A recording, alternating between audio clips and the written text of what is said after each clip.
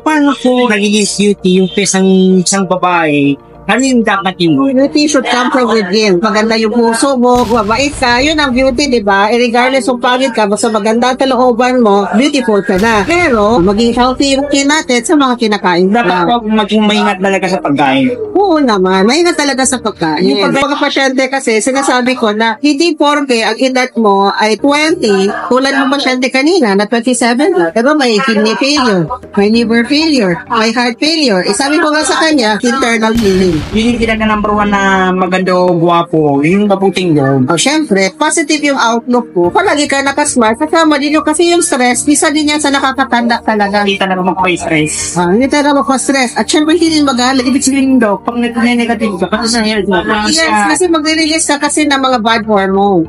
Pag happy ka lagi, magre-release ka ng mga endorphins, yung mga good hormones. Kaya talagang gaganda yung... Kasi kahit nagalit ka na, kailangan magpalinsi ka. Oo naman, hindi naman magpatimpi. Kasi pag nagtimpi ka, ibig sabihin galit ka pa din. At tanggalin mo talaga yung galit. Ganun talaga. Kung nagtitimpi ka, galit ka pa Galit ka din. pa rin. Oo, smile ka lang, parang wala.